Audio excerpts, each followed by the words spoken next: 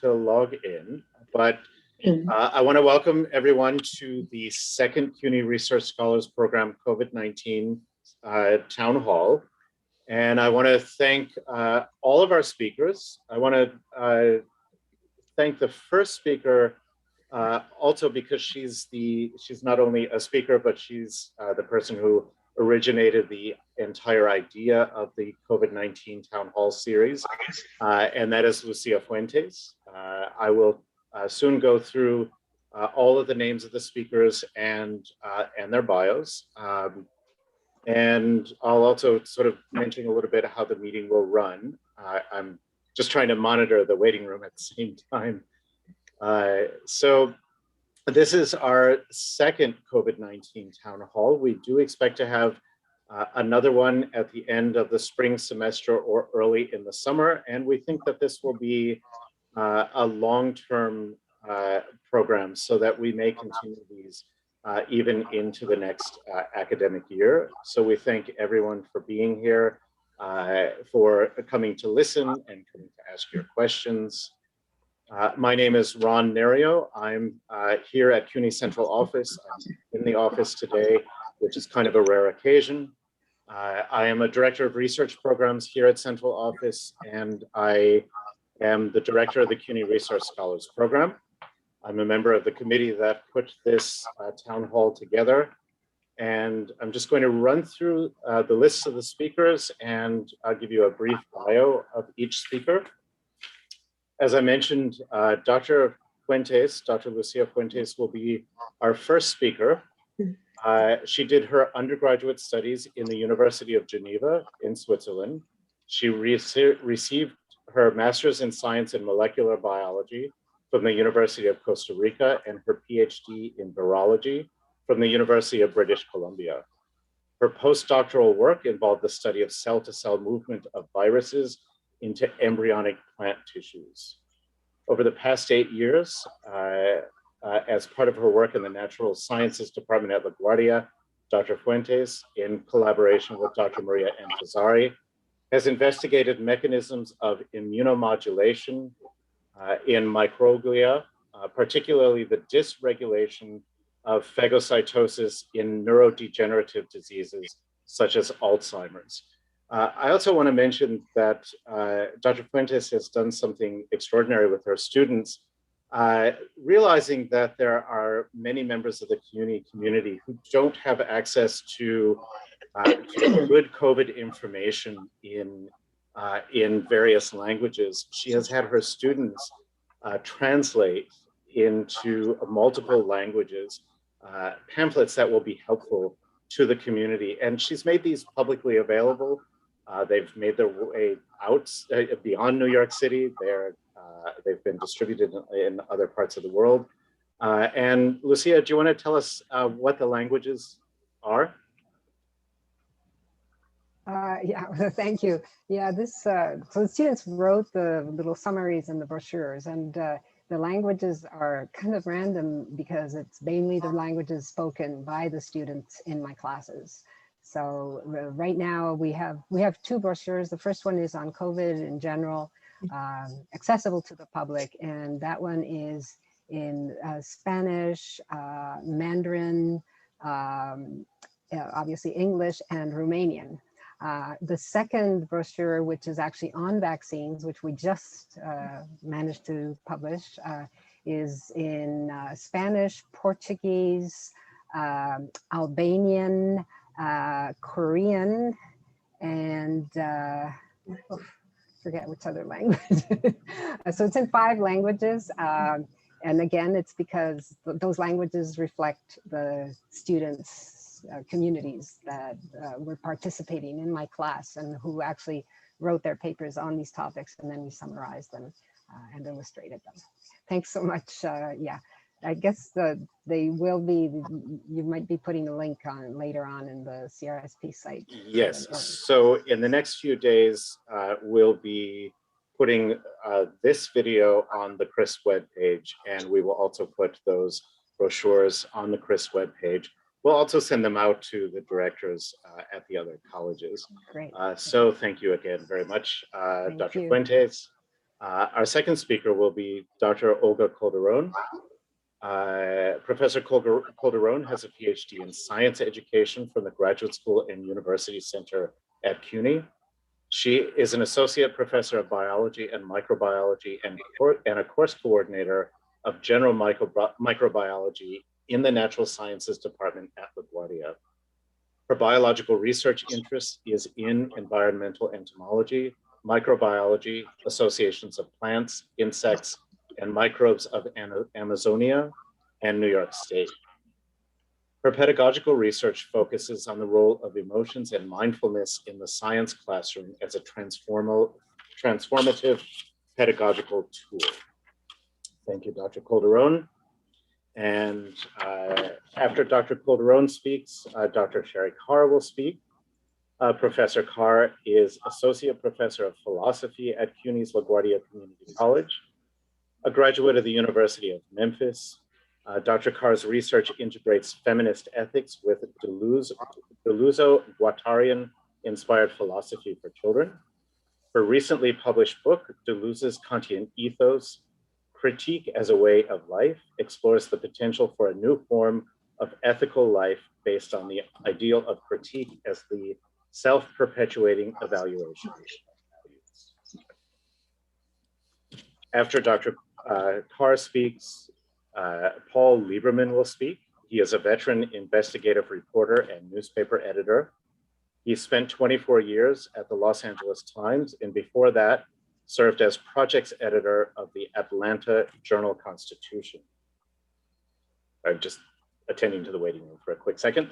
Over the years, he has conducted workshop and orientation programs covering the ethical responsibilities of journalists, and this past fall spearheaded creation of a college course on pandemic-related issues. He has won numerous national and regional honors, and he was part of a team that covered team coverage that won 2 Pulitzer Prizes for the Los Angeles Times. More recently, he is the author of Gangster Squad and was executive producer of the Warner Brothers film of the same name, starring Sean Penn, Ryan Gosling, and Emma Stone. And our final esteemed speaker is Dr. Scott Razan. He is a distinguished lecturer at the CUNY Graduate School of Public Health and Health Policy.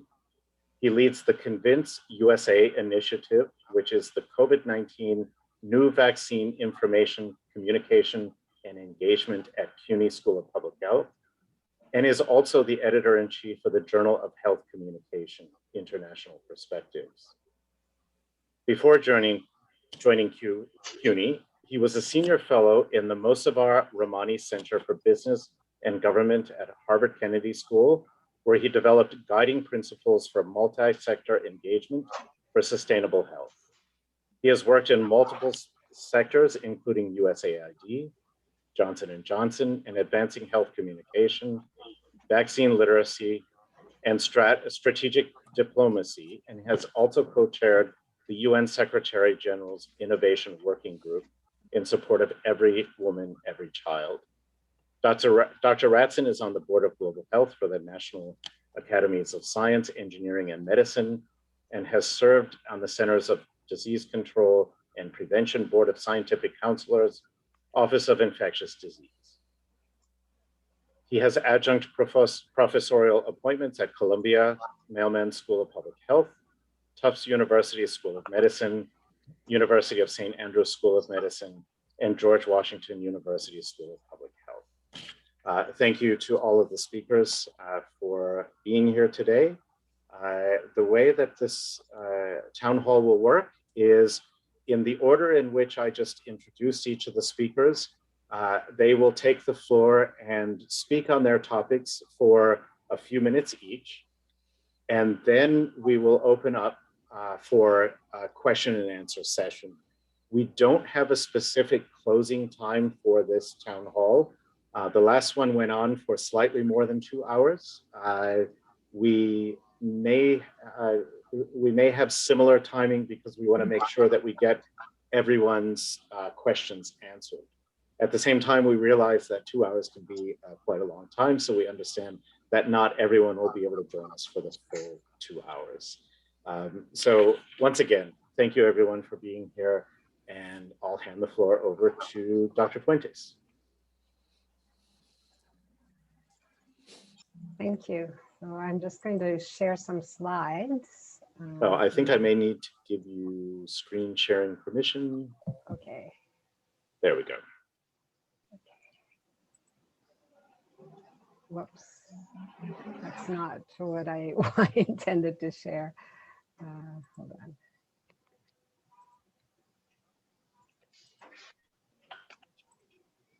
on. Okay.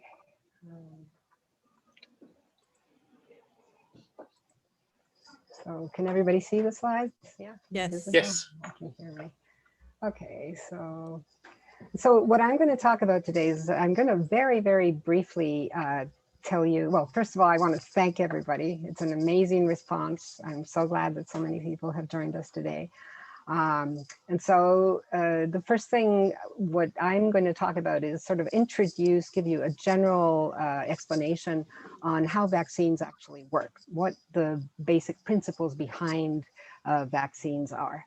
So before I even do that, just a very, very quick overview regarding viruses. So you may know, or may not, viruses are not actually real organisms. They're actually microscopic particles almost, and they need living cells, living organisms to actually replicate.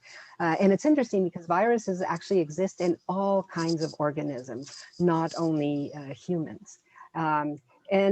The SARS-2 coronavirus is not any different from any other viruses. This virus is basically has a capsule, and on this capsule there are these spikes, and I'm sure you're all familiar with the spike protein. And the reason that spike protein is so important is because the spike protein is the one that is recognized by our receptors in our cells. And so when the virus comes into our tissues, it binds, the spike protein binds to this receptor, and our cells actually engulf the virus the virus goes into our intracellular environment and releases the genetic material of the virus. The genetic material has all the information to make thousands and thousands of other virus particles. The virus can use all the machinery of the cell to make these viruses, then releases it into the extracellular space. So then we have thousands of viruses released into the extracellular space and into our surrounding space whenever, we breathe out or sneeze or whatever the case may be. So this is important, but on the other hand, so this is the spike protein. I just want to focus on this because the importance of the spike protein is that without the spike protein, the virus cannot enter our cells. So here, this is a rendition of the spike protein with the receptor, and there is a very good fit between these two.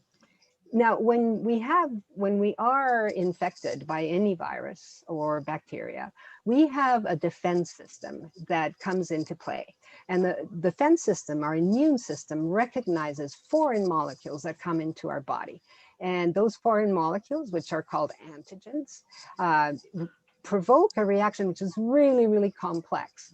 But this reaction basically allows for certain cells that are called B cells to be activated into producing what we call antibodies. So they do two things. There's a memory that remains in our bodies from then on, but also the immediate response is to produce these antibodies. Now, these antibodies are proteins which interact with the virus very, very specifically. So in this case, for example, if you have these antibodies against the spike protein, the antibodies will bind and then block the virus from actually accessing the receptor. So by blocking the spike protein, the viruses are now no longer able to infect cells. So this is how our body usually responds to an infectious agent. So what is the problem? The problem is that in order for this reaction to occur, there is a long time, relatively speaking, that has to go by while this whole system is being put in place. So there's a lag time, which is about around a week or 9 days before we actually produce these antibodies. So it's basically a race between the virus reproducing very quickly and our body producing antibodies. So if the virus wins the race, it goes into the rest of the system and basically invades our tissues. And usually our response is maybe not strong enough. And this is how people become very, very sick. One thing that's interesting about our immune response is that, remember I told you there are memory cells. So what this means is that the second time, if you got infected with that virus another time, you wouldn't have to wait this lag time because these memory cells would immediately start producing antibodies. So the virus would be neutralized right away. And this, in fact, is the principle that vaccines are based on. So vaccines prepare your body before you are infected. So what happens? So instead of you having the full virus that causes disease in your body, you are given a little part of the virus. So either the message that will produce the spike protein or the spike protein itself, or a virus that is not infected that has a spike protein. So you're given that vaccine. The vaccine does not give you the disease, but instead it allows your immune system to recognize that spike protein and make antibodies and keep the memory, so that if you are actually in contact with a real virus, if you do get infected with the virus, your body would immediately respond and produce antibodies right away without having to wait that whole 9 days. And those antibodies are then going to neutralize the virus. And that will be the reason why you will not get sick. Because you've been given the vaccine, now your memory cells immediately respond and neutralize the virus. So Dr. Calderon will explain the types of vaccines and we'll build on this in her talk. So thank you very much. Thank you, Dr. Fuentes. Hey. Thank you. Thank you, Lucia. I will, let me see if I can share my screen with you.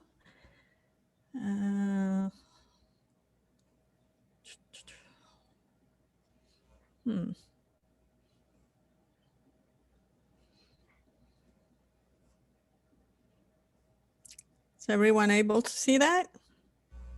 Yes. Yes? Okay, Yep. Great. Great. Okay, so this is a little bit of a complement to what Dr. Fuentes was explaining. I'll talk a little bit more about the principles, what takes to produce the vaccines themselves. So it is a long process. It's something that in the past has taken from 8 to 15 years to develop from the start, which is basically identifying the organism and looking at where are the potential pieces that we can use for the vaccines. So again, that used to take, or traditionally it will take that long, because there are these different steps that are taken into the development of the vaccine. So again, the first is the research, used to take from 2 to 4 years. However, because of the situation we're in, we are doing things in where some of these steps sometimes overlap with one another. So the second part is the preclinical preparation of the vaccine. And so in here, the virus, or the part of the virus, is prepared in a particular serum solution. It could be an oil, like is the case for the COVID vaccine. And that used to take, or usually takes, about 2 years. It has been rushed in a way, or has been accelerated to about 6 months. Then come the clinical trials. In the clinical trials, you have 3 different stages. And so I have another, slide that I will show a little bit more in detail about these phases, but that could take up to 5 years because there are different things that you look at during those specific stages of the clinical trials. However, now with COVID, with the COVID vaccine, it has been about 1.5 years or so that has taken to do this particular phase. Then we got the approval, which is something that takes a long time.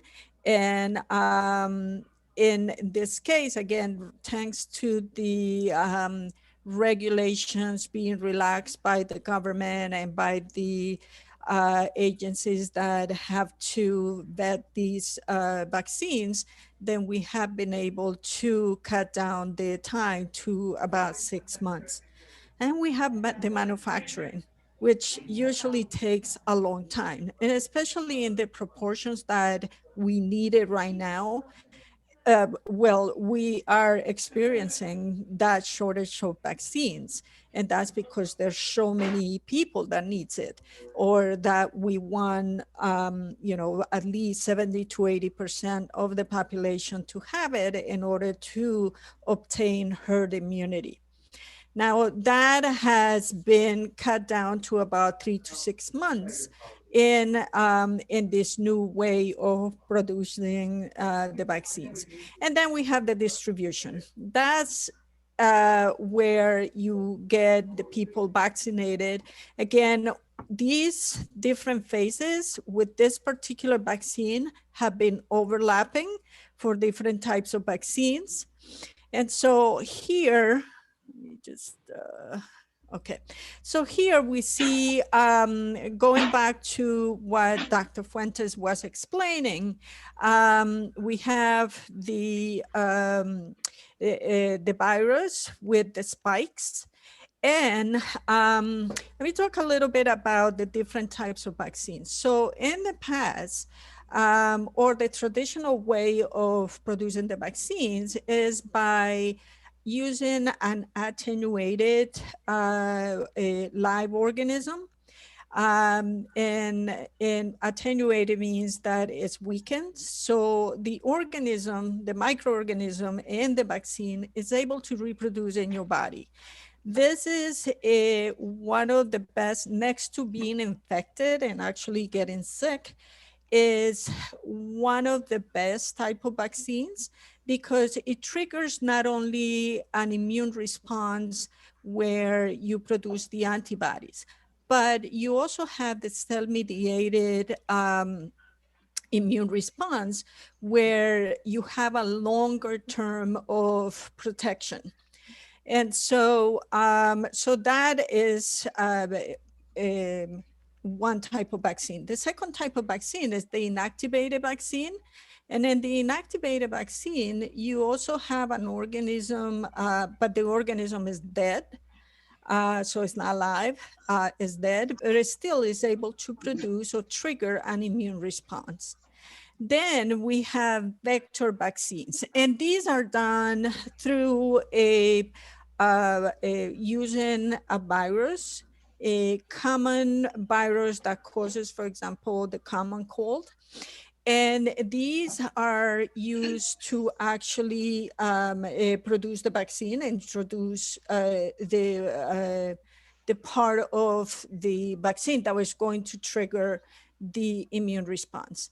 And then we have the newest vaccines, which are DNA, RNA vaccines, or recombinant protein vaccines, where you have actually part of the DNA of the organism being introduced or used for the making of the vaccine. Some of these vaccines, the newer ones, both of them have pros and cons. The newer vaccines have an advantage that people that are allergic to eggs and to some of the things that are used in the preparation of the vaccines the old way, they're not allergic to these new type of vaccines. So that's a positive. Um, However, there seems to be some issues with some of the oil, the lipid that is used to kind of encase the RNA molecule. And some people have been found to be allergic to that part of the vaccine, have had some allergic reaction to this type of new vaccines. So let's see. Oops, let me just advance my. Okay, so as I was saying, part of the process involves doing the clinical trials.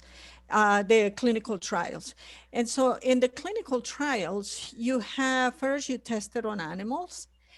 And once the vaccine is developed, it's tested in animals. If it's too toxic, if it kills the poor mouse, then you have to go back to the drawing board and start seeing what is it that is causing the death of the organism. Then, so for every step, you have these particular questions that you need to answer. So is going back to Coach's postulates, it's a very organized and methodical way of really vetting, really, testing whether the vaccine will be beneficial for humans or not.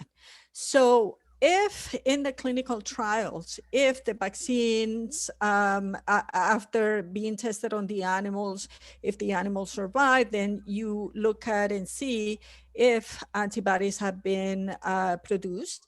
Then you look and see, you can move, and if they're safe, then you can move to the second phase, which is how, and you look at, now you're testing it in the first phase, second phase, and third phase, you're testing humans, but you're testing different groups of people, different numbers of people in increasing numbers. So in the second phase, you're looking to see if the immune response is strong and what is the correct dosage to give in the vaccine. In the third phase, if that is you get a positive outcome, then you continue. Again, in any of these steps, if you have something that is counterproductive, that is not looking, beneficial, not a good outcome, then you need to stop and go back to the drawing board. Then in the third phase, you actually test a greater number of people, and you are looking to see if actually the vaccine does prevent the disease across a diverse group of people, such as maybe children, maybe different age groups, and again, different, a more diverse type of a group of individuals. Then after that, then you get the production of, if everything's approved, everything looks the way it's supposed to look, then they go with the production of the vaccine. Again, it has to go through all of those regulating agencies to be approved. So finally, the last thing is in vaccinating people. Some of the different vaccines have been found to have at least a 70 to 90% effect, being effective against protecting against the virus. Some of them need 2 doses, such as the Pfizer, the Moderna, the AstraZeneca. However, one of the newest one is the Johnson & Johnson, and that it seems to be 66% effective, and it only needs one dosage. Again, we can talk a little bit more about this as we go on. I don't want to take more time, but yeah, I'll be here to answer any questions. Thank you very much, Dr. Calderon. I see lots of questions are starting to come into the chat. Other people can also feel free to start posing questions on chat. And our next speaker is Dr. Cheri Carr from Laguardia Community College, who will be discussing the ethics of vaccine distribution. Thank you so much, Ron. I don't have a PowerPoint presentation or slides, so you'll just have to look at me. So I'm going to be talking about the ethics of vaccine distribution. And thank you, first of all, to everyone who has come to discuss these topics. I have already learned so much here, so thank you to the speakers who just came before. The dialogue right now in the ethics community about COVID vaccine distribution circles around two problems. The problem of prioritization, right? That's the problem of who should have the opportunity to be vaccinated first. And the problem of mandate, right? To what extent should vaccination be required? So two problems, prioritization and mandate. And I'd like to talk about both, but I'm going to start with the problem of mandate because I think that is a problem that can be largely addressed with ethical prioritization. So the problem with mandating vaccination is twofold. First, requiring someone vaccinate seems to go against the value we place on respecting autonomy. But second, mandating vaccination also seems to have the unfortunate side effect of increasing vaccine hesitancy. This is likely because mandating vaccination, while it ostensibly addresses the primary issue, people who can contract and spread a contagious disease in their communities, it ignores the underlying issue, which is lack of trust in the state, in the medical profession, and in other institutions of authority. In addition, right, to worry about any kind of new vaccine that might come about. So when people don't trust doctors, they avoid going to the doctor. And if they see their neighbor's choices not being respected by a doctor, well, that's going to undermine their trust in doctors. So reports from the field seem to indicate that this is the case for a lot of COVID vaccine hesitancy as well. The 27%, right, of people who have said in polls that they do not want to be vaccinated are not saying, I never want to be vaccinated. What they're saying is that I don't want to be vaccinated first. And that seems to make a lot of sense if you're in a community that has faced a long history of mistreatment at the hands of the medical profession. And I'm thinking particularly of many in the Black community who have had a justifiable distrust of medicine and the state based on centuries of abuse, both purposeful and accidental, and who have been disproportionately impacted by the pandemic. I'm also thinking of our Latinx communities, again, who reports on the ground say that people are hesitant, those people who are hesitant to get the vaccine are hesitant because they're worried that their personal information may be used to harm them, to deport them, to harm someone that they love. So yes, for some people, they want to see that the vaccine is safe, but for others, it's not the vaccine that's the problem. It's the institutions through which the vaccine comes. So I think that the major ethical issue that we have to overcome in vaccine distribution is the problem of trust. And I know that our next two speakers are going to speak to this. So I'm setting up hopefully for them coming in and discussing. And that this problem of trust, it's not going to be fixed overnight. But one step that I want to suggest in building trust would be to have a fair, understandable prioritization plan for distribution that, and this is the most important part, that plan incorporates the voices of leaders from the local communities who have been hit the hardest while equipping those leaders with real resources to support their community's health. That way, these leaders can go back to their communities and help people understand how the vaccination works, help people to see that their concerns have been addressed, and show them that they're valued by bringing back real resources to support them. I think that goes a long way in building the trust that it is that we need. So I think that one of the reasons why we see so much agreement that the first people who should be vaccinated are healthcare workers is that in addition to the usual reasoning that they're needed to save lives, right? We have to prioritize them first because we need them in order to continue the vaccination effort. That vaccinating healthcare workers first also helps to build trust when people see healthcare workers getting vaccinated and being fine. However, deciding who should come next has spurred considerable debate. In particular, the debate has centered on whether to prioritize the elderly who are at highest risk, the disadvantaged, I'm sorry? Okay.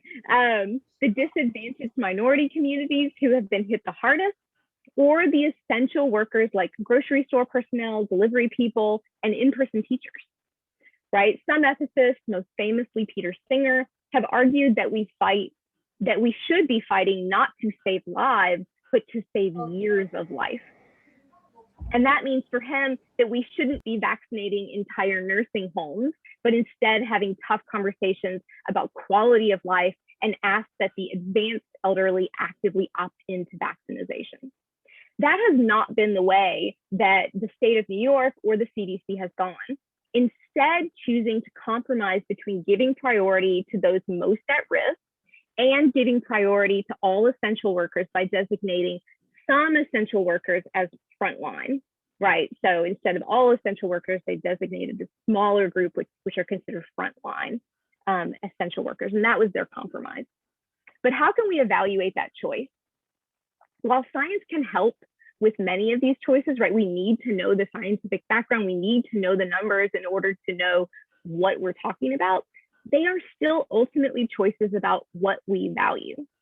They're choices about who we value. And in closing my remarks here, I want to start a conversation that I hope is taken up further on, that I think CUNY is in a unique position to be advocating for a group that is mostly getting ignored in the public health debates right now. And that is the millions and millions, billions of people living in the global South. New York is a city of immigrants. CUNY is a university of immigrants. And this discussion about vaccine prioritization is an opportunity to strengthen global ties, to build trust in international communities that have long been neglected, and build bridges for our future students.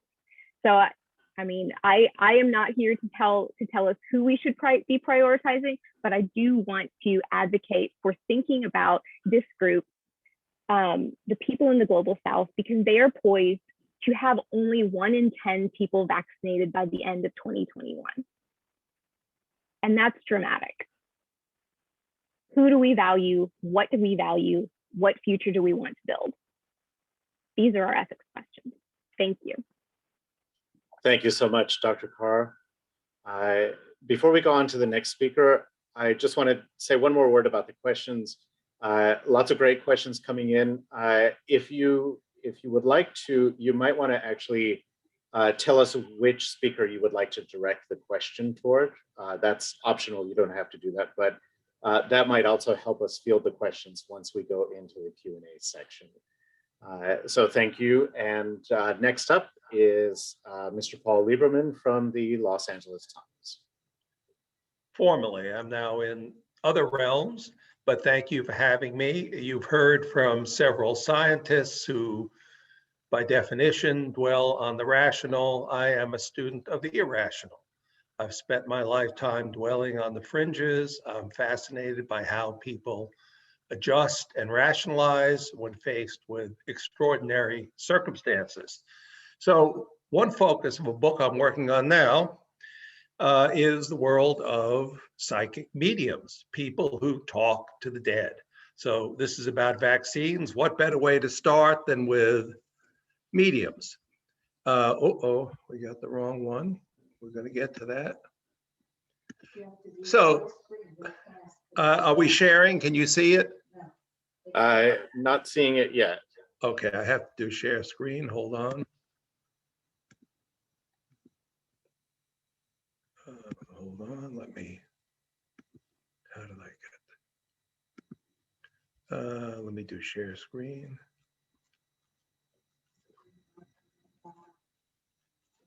It's not here, hold on.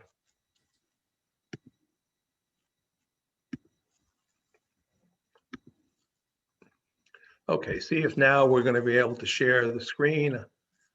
What's that? I'm going to go to it. Hold on.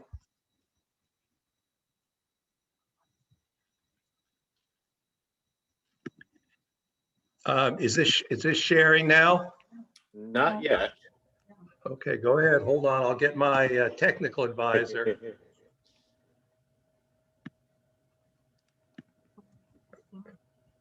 I can also share it if you want, Paul. Do you want to start it? Yes, please. Okay, you want to click it on? Yep. I'm just opening it. Make sure I have share screen access. Yes, I do. And let me, does everybody see that okay? Start at number 1, please. Great. That's not number 1. Sorry. Yeah, let me just go back. Sorry for any spoilers. Okay, there you go. Okay, so I promised mediums, and mediums talk to the dead or say they're talking to the dead, and I've dwelled among them. And here are some explanations. By the way, some of them make a lot of money, hooking people up with dead mothers, fathers, grandparents, uncles, children. Here's the explanation that one of the world's most prominent mediums gave in my presence for how he knows when the dead ones are sending love. Energy is made up of molecules which vibrate and move at various speeds. Love energy comes at the highest rate of speed. That's what he said. One of his compatriots in a session that I sat through in a living room where he had paying customers sitting around waiting to talk to the dead, explained it this way.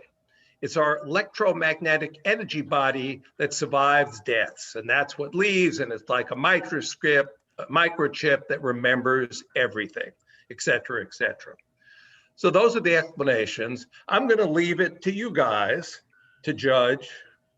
It sounds like science. Is it pseudoscience or is it nonsense? You judge for yourself. This is said to a public that wants to believe. It's said with authority. The audience, many members nod their head. He's telling us how he hooks up with the dead. Again, you be the judge, science or nonsense. There is a Grand Canyon between those two. I'll go to the next slide.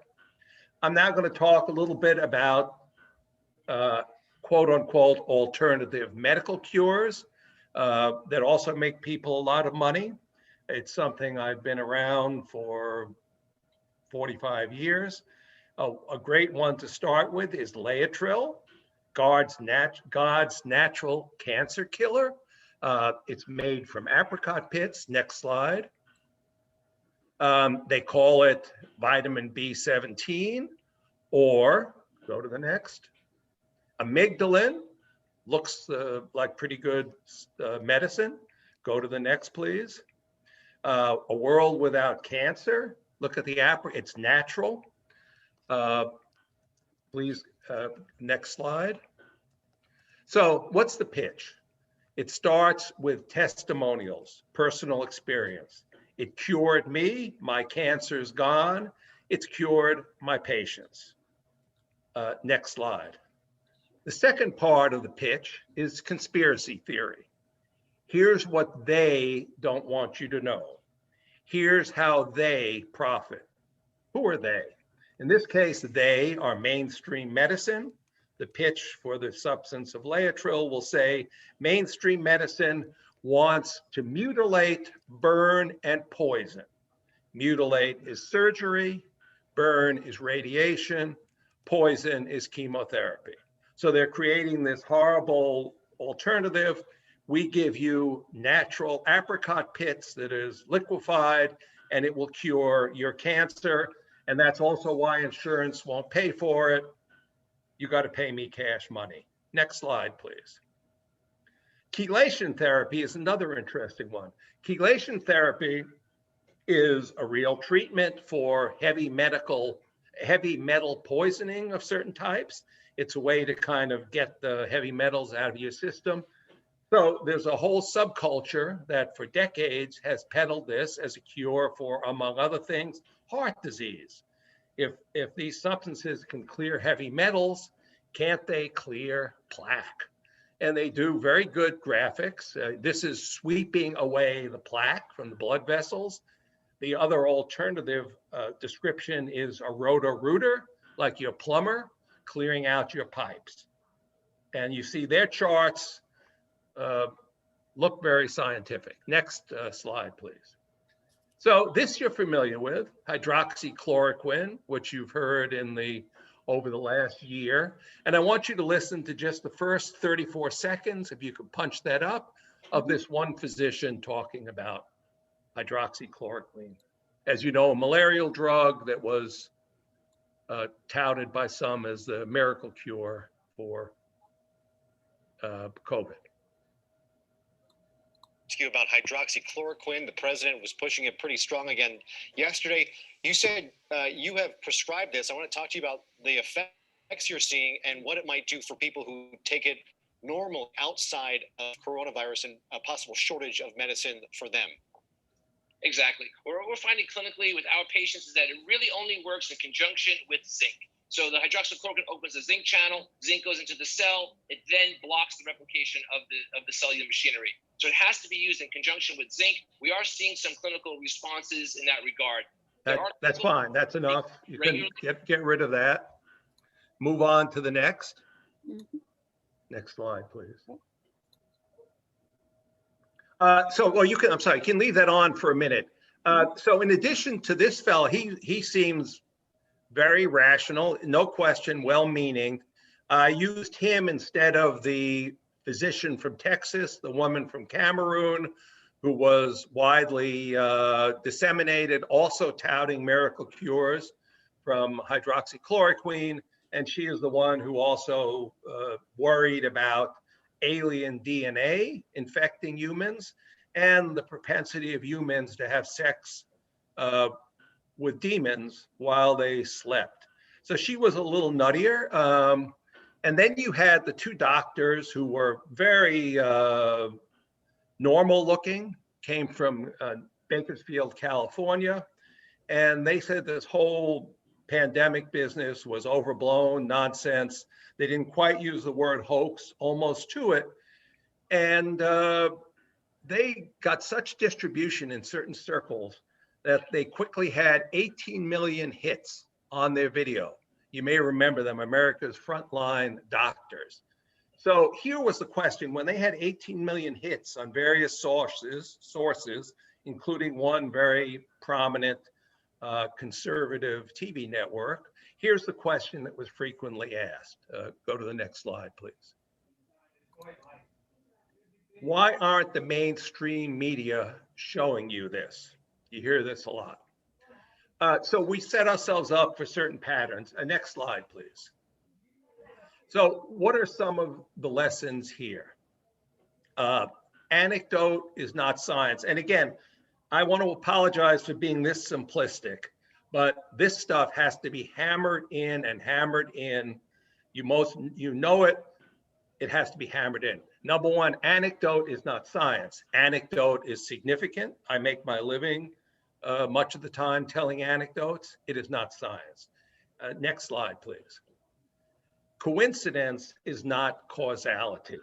The fact that A happens after B or B happens after A does not mean one is tied to the other. Again, this sounds very simplistic. It has to be repeated a million times. And we're going to come to this more. And the third one is this. Here's what they don't want you to know. This is very appealing. The previous speaker mentioned the suspicion people have. I suggest this is a flashing light.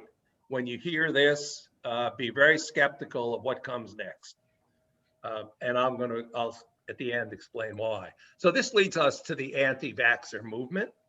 Very, very prominent. Fascinatingly, it had strength in both the left and right politically. And next slide. As you may know, originally, the anti-vaxxer movement centered on this substance, thimerosal. That is a mercury-based preservative that would go into the vials of vaccine in order to keep germs from getting in there, etc. So the theory was that you're putting mercury into our babies, and therefore a lot of them are getting autism. Again, coincidence, causality. Many, no question, many kids, we started becoming more aware of autism. It's from thimerosal. There was so much of a furor about this that the drug companies stopped putting thimerosal in the vaccines. If it was the cause of autism, what would we expect? That autism rates would go down. They did not. The anti-vaccine movement lost no momentum from this. They came up with other theories. And if you want later, I'll give you a favorite quote from Kierkegaard about how this works. But there's always a new theory ready. Next slide, please. So what do we have? What do we see with the COVID vaccine? Now, these are some of the more far out things you've heard. We have a relative who said she wasn't going to get vaccinated because she's heard that 12 people had committed suicide after getting the vaccine. Next slide, please. People have died. You heard 2 people in Denmark died after getting the vaccine. The most fascinating one here was one of the leading health experts actually said, we expect people to die. So this was widely quoted to discredit the vaccines. What did she fully say? We expect people to die because a lot of old people are getting this and they die anyway. Again, coincidence, causality. You could say every time I flush the toilet, the front doorbell rings. Well, does one have to do with another? So this is the second one. Here's the third one, of course, you know this. Next slide. A ruse to plant microchips in us. You may say this is far out. A lot of people believe it.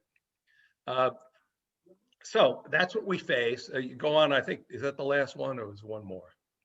Okay. So what and who can you trust? And I'm going to be very brief here. If you want me to talk more about it later, I will be delighted to. Go on to the next one. In science, the scientific method, which means control. Next slide.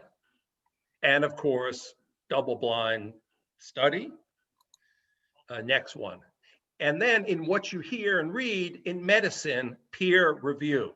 And again, I'm going to go, if we want to talk, there's real peer review and fake peer review. This is difficult for the consumer.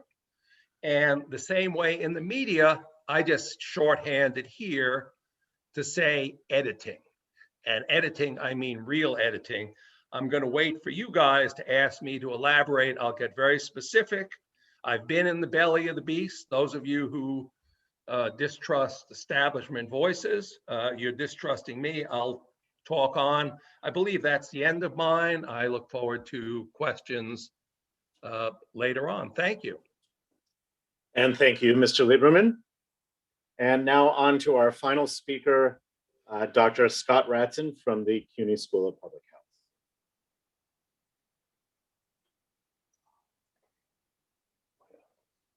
I know. Dr. Razan, are you there?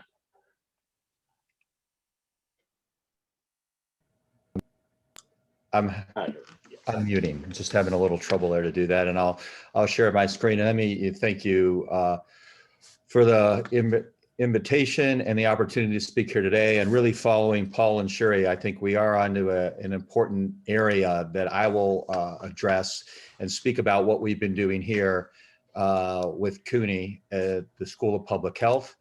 The screen is on. I'll start at the beginning. Is there a full screen there? Yes, there is. No. Oh. It's not the full screen. Everything's starting to go slow here. Okay, let's see if it gets better now. Okay, Convince USA, is it You just need to go. Oops. I'm having trouble every time I bring this to the front for some reason. In any case, I'll start to speak to this and hopefully it will be all right. Could you see the Convince USA now? Yes. Great. Yeah. So, thanks very much. And as mentioned at the beginning, I'm at the CUNY Graduate School of Public Health, and we have a master's program in health communication for social change. And I'll speak a little bit about the whole field of health communication and what we're doing, but more importantly, when COVID hit, we have advanced this idea with CONVINCE, which stands for COVID New Vaccine Information, Communication, and Engagement. And we embody what I think Cheri introduced very well of talking about the global environment. And our goal is in line with what the World Health Organization has put in their preamble. Informed opinion and active cooperation on the part of the public are of the utmost importance in the improvement of health of the people. And it's under this engagement that we continue to get students of all types from all parts of the world interested in advancing public health in ways that are not just scientific in the hard science that we heard about earlier, but also social scientific and dealing with the publics. So one area that is important is how we communicate, and we heard about the idea of who they are with Paul's points.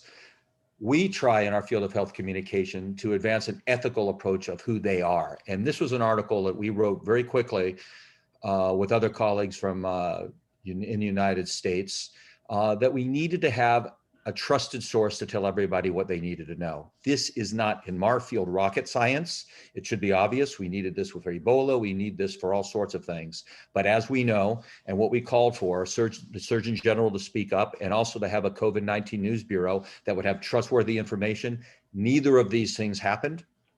And I think we're still, in our regard, as a field and as an American public, and frankly, the global public, we are weakened because we don't have this strong source. The number 5 means this was the top 5 paper that was read by the National Academies this year. And we continue to, again, bring these messages forward. But I've been working on this vaccine stuff for a while. And I'm glad that Cheri brought up the ethics piece. In 2003, I was working for the US government at US Agency for International Development. And we were noticing already the anti-vaxxers hurting people around the world. And MMR is the measles, mumps, and rubella vaccine that had drop off. And we know just even before COVID, there were issues in New York City with hospitalizations that were unnecessary for those who didn't get vaccines. But as you can see, I've been engaged in a variety of places, including where the federal government has a role to play over the state government, and that was in the Washington Post in 2019. So when COVID hit, though, we said, what are we going to do? And we knew New York was right in the center of the epidemic. So we decided to sift through the evidence and get us the first survey of its kind in New York. And we conducted this at CUNY, and what was most interesting is we made it a weekly public opinion survey. So we were trying to see exactly what was going on each week, and where people, if they knew about COVID, if they trusted any sources, if they knew anybody who had COVID, and it continually evolved. A lot of these weekly snapshots have shown up in New York Times and other news sources. But our idea was to measure and understand, and we saw food insecurity, we saw people losing their jobs, but people wanting to move out of the city forever. You know, these are public opinion polls, so we could retrospectively look back and apply some other pieces. But then in the fall, we said, let's start to look at vaccination more. People were only in about the 50 percentile in the range in the summer. But after the election, we saw a little bit of a boost of the people were more interested in taking a vaccine. As you can see, that between 43% of the people were more likely to accept it when when Joe Biden was president-elect. And even from that time, we just had a survey this past weekend. And we also found still now 65% people agreed or strongly agreed that they would be taking the vaccine. That might seem good. It's not good enough. And we heard about herd immunity earlier in the presentation. We need to figure out how we get to what I call herd immunity is a public health perhaps term, or wonk term, some people say. We need to get community protection. We need to have people to be protected, which means we need probably 80%, which is what herd immunity would say. And we need to get much higher, and we're not there. And if we had enough vaccines, I don't think we would be there tomorrow with the 80%. And as you see, the Times looked at our survey, and when we broke down last, they quoted me on the part of the population that may be the problem, the 30 to 49-year-olds who don't see themselves at risk, and perhaps they don't see themselves as much risk, and they're not also normalized to taking vaccines, neither flu shots nor vaccines since they had childhood illness. Now, these are numbers, and Paul mentioned I used to say the plural of anecdote is not data, but anecdotes do give us some visibility of what people are thinking. These were open-ended questions in April. Would you take a COVID vaccine if it were available? And look, right away, people, they didn't like the side effects. They don't think they were going to get the virus. Some people of the anti-vaxxers that we could come back to already had outright refusal. And as you see, and we'll come back to this Bill Gates thing as well. So we found that right here in New York City. And then we went globally. Although we are a school of public health in the city, we think globally. We actually have a global health and immigrant health program as well. But having said that, we wanted to also assess, is this a phenomenon only in the United States? We knew it was not, but we wanted to measure it again. So we created a COVID score of what countries could be doing, what they could be doing better. And then we actually took this survey and the score in 19 countries, and we published the survey in PLOS1, which and Nature Medicine, and it continues to show that the United States is around the 70 percentile range, but countries like France and Russia are even less apt to get a vaccine. And we know this is a big problem, and we are continuing to try to understand what this means for us. But the anti-vax movement and the other pieces are highly connected over social media. So what happens in the UK will affect somebody choosing if she or he want to take HPV vaccine here in the United States or Japan or any country around the world. This is just an example. We have another article, the Journal of Health Communication, that I edit. We have 13,000 people that we've measured on hesitant or not, and age, gender, and education also, just like the microbe, don't respect borders. Many women think alike and are willing to act alike in terms of vaccination in different parts of the world. So what is CONVINCE?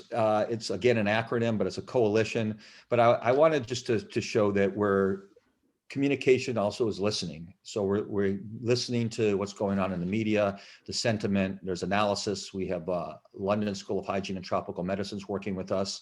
Heidi Larson, who's a medical anthropologist, is the world's leader on this, wrote a book, Stuck, on why vaccine rumors stick.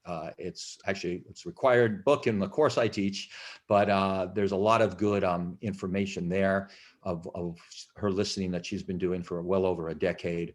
We're looking at unique messaging and how to get information to people when it counts. And then the multi-sector work, we have multi-sectors engaged. But the centerpiece is vaccine literacy. And not to sound too academic, but vaccine literacy is something we aspire to. And we've helped define what this is. So it's not just giving people education and say, oh, it's health education. Give them information, they'll make the right decision. It doesn't work that way. We have to give people information for the skills, help them get the ability to make decisions, and then have a system that simplifies things. So we also are on the system side of making it easy, making it popular, and making it accessible. So that's what vaccine literacy is about. And we have this definition that's here, not to go into depth, but we are diffusing this, as you see, a new article that will be out next month, and vaccineliteracy.com, which CUNY is, we have our graduate students who have a whole bibliography there of what's going on in that space. That'll be published in the next couple of weeks. We were fortunate that we have the Commonwealth Fund, CDC Foundation, and Community Health Partners to give us some funds to look at how you build trust in health services during the pandemic. We're building tools and strategies. This is early in the phase and looking at vaccine confidence in these key groups: healthcare workers, faith leaders, and employers. Employers are very trusted amongst many populations, and also where people get their information from. So we're working with those three groups on vaccine confidence. And then, you know, as mentioned here, in the midst of our surveys and so forth, we continue to get questions on the misinformation and anti-vax stuff. You can see this was an article that was published in the UK where I was quoted talking about doesn't matter how great this vaccine is, even if it's the perfect piece in a vial, if we can't get it into people, or people don't want to vaccinate themselves or their children, then you know it's only as good as what it is in the laboratory. So we need to really work on that, and we need to figure out how we address the misinformation that's here. We do this with peer-reviewed literature, which is, you know, in our field, this is what matters, is that we have others. So there's a group at Bob Hornick. The investigation on Black Americans is actually out of Annenberg at Penn, looking at messages. We consistently also see in our data and other data throughout the United States that Black Americans are less apt to be vaccinated or get vaccinated. So two things: one, access to, interest in getting vaccines for a variety of reasons, often cited at Tuskegee experiments and others that have been unfortunate parts of America's past, but nonetheless, we need to try to help get everybody vaccinated and protected against COVID. We again have this broad base on hesitancy, and a group out of Johns Hopkins looked at the decline of trust in sources. If people don't trust CDC, the US government, the president, what does that mean for what we're trying to do? We need to build trust in science. And then again, that vaccine literacy. So I'm going to kind of end here, because I know this is meant to also hopefully have a dialogue, is that we need to be efficient. But the critical issue to get out of this is to convince people to get vaccinated. And with that in mind, you know, we hope that this can happen. And you know, Tony Fauci said, you know, we need 1 million a day. We're now saying we need up to 1.5 million to get there. And the Uncle Sam on the right, you know, we need to make this popular. You're proud to be have voted, you're proud to have been vaccinated, and there's other social movement and ideas that we're working on for all the challenges that we face. And just to say, we've got a team behind us at the CUNY School of Public Health. We're happy to have these kind of discussions that are ongoing, some of whom are former graduate students of mine who've now graduated and working on the project. And we have this advisory group throughout the United States and globally, actually, who are also helping us advance these activities. Let me say this is not a sprint, and it's a marathon and maybe even a journey. COVID-19 is gonna be with us.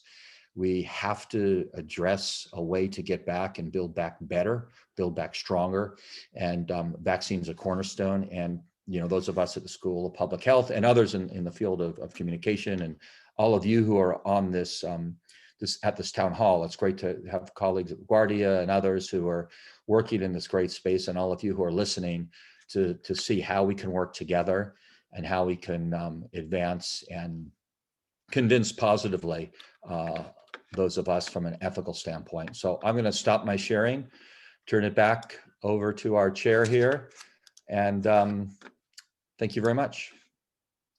Okay, thank you, Dr. Razan. And again, thank you to everyone. We're going to go into the question and answer session of the town hall now. And again, please feel free to enter your questions in the chat. Dr. Sheffield and I will be fielding those questions and sending them to the speakers. If you would like to specify a speaker, don't forget to do that. And one other word too, we will be taking questions. We won't be able to field comments. only the questions. And Allyson, Dr. Sheffield, would you like to take the first question? Sure. This one is from Julie Trackman, and I've seen elements of it in other questions, so it's a good place to start. Can someone on the panel explain to the attendees how the vaccine testing process was able to be streamlined?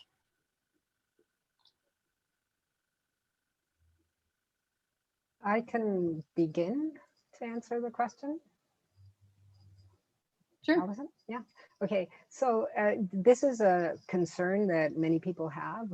You know, how come the vaccine was made so fast? And it's a legitimate concern. I think any concern is legitimate in terms of if you have a question, you should try and find the proper answers. And one of the things about COVID, which was pretty unusual, was that even initially, if you think back in January, or I think it was even December, when the Chinese lab actually shared the COVID sequence with the WHO, the World Health Organization, this prompted scientists from all over the world to actually come together and in an effort to try and characterize the virus and you know, its genetic material. So unlike other cases of other vaccines, the effort to actually try and make a vaccine against COVID was a multiple effort in multiple labs. Normally, when people are trying to make a vaccine, you don't have so many groups with so many scientists and brains working on the problem.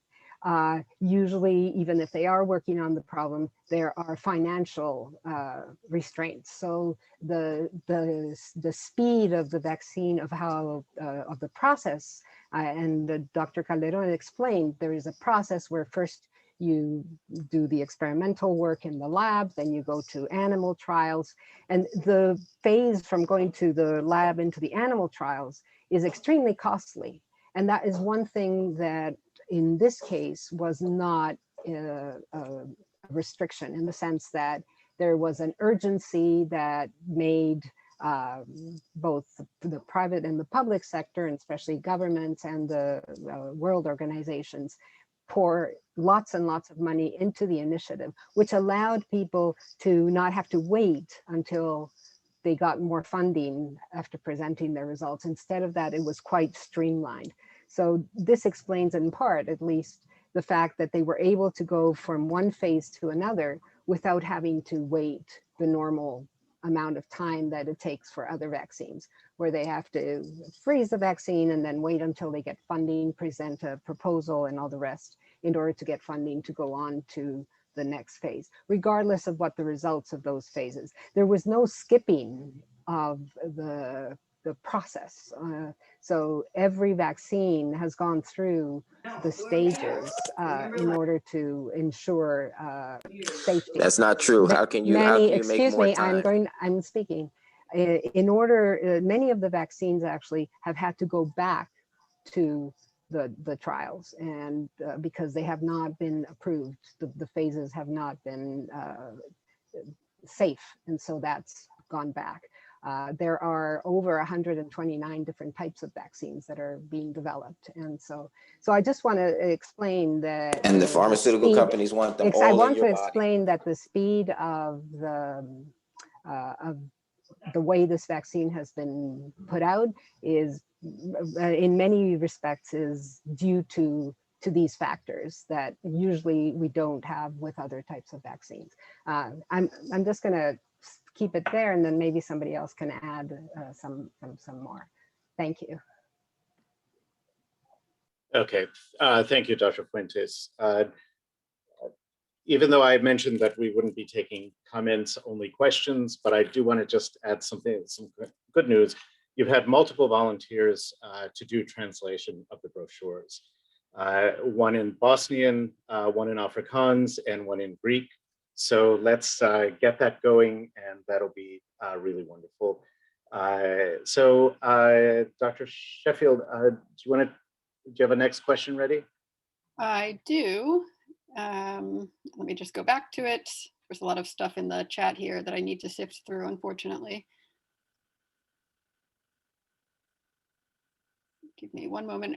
Actually, without going back to a specific one, there were actually several questions that I think Olga was specifically giving some insight on about children being vaccinated. Right. And I actually answer privately to some of the people that asked some of the questions. The issue here is that there has media and the way that some of these fake news, as you call it, have been propagated through media, through the media. What I always say to my students is be informed so that you can make the right decisions, but not be informed by just Googling at stuff, because some people think that because they Google that they take that as like, wow, this is it, this is the truth. The problem with children and vaccines stem from this study that Andrew Wakefield in 1998 did in as part of from Britain. And he did the study where he actually was, after the study was published, when this study was replicated, it was found that some of the data may have been made up, and so fabricated. And so what Dr. Wakefield said was, so he did this correlation between the MMR vaccine and autism, and saying that, or suggesting that autism was caused by the vaccine, some side effects of the vaccine. So this study was published in the Lancet, and it was actually pulled from the publication because, again, it was not, nobody was able to replicate actually these results, and he was stripped from his degree, could not, practice medicine anymore. And so a lot of this stuff, even though the information was pulled out of the journal, is still out there. When you put things on the internet, they still there, you can find them. And so a lot of people, again, that believes in everything that they read in Google, they read something like this, and maybe they have someone like, what is her name, Jenny McCarthy, or, a celebrity making these claims. And they, of course, believe more the celebrity than, a reputable journal or reputable sources of information. So this is something that maybe there is, but so far, nothing has been proven to be true about vaccines causing autism. And besides, one thing that I wanted to add is that we have saved millions of lives since vaccines have been put in place, since the vaccine program. A lot of diseases do not have a cure. The only treatment there is prevention, and it's through the vaccines, because we don't have any cures. And so the best thing that you can do for you, for yourself, your family, your friends, and for the community is to be informed, but not with the right sources of information. So, yeah. Great. Thank you, Dr. Calderon. One of our sociology faculty members has written in and said that she would like to teach her students about the ethics of medicine and medical trials. Does anyone have, she'd like to know if anyone has a book or a source or something that you could recommend on this topic for her and her students. In the CRSP workshops, Dr. Sheffield and I, we have introduced The Immoral Life of Henrietta Lacks. That was a movie last year or the year before that was made out of the book. And this book is an easy read, and it has ethics, it has the biology, genetics, it has a lot of great information. And I think it will be a good book to introduce to your students. There it is. And be informed about these different issues and how not only all of the topics I mentioned, but also how the ethics in terms of research have changed, have been shaped by the Tuskegee project, by this project, by so many other scientific, initiatives. So, yeah. Great, thank you. I would also like to recommend Dr. Harriet Washington's book, Medical Apartheid, which is a really quite incredible history of the ethics and the unethical behavior of medical experiments in the past. And it covers about 250, 300 years. She has also got some good videos on YouTube discussing her book. It's Dr. Harriet Washington. Great, thank you. Here's a question. So this person says, my question is for the doctors. AstraZeneca just came out that their final trial tested both sets of trial participants weekly for COVID, regardless of showing symptoms.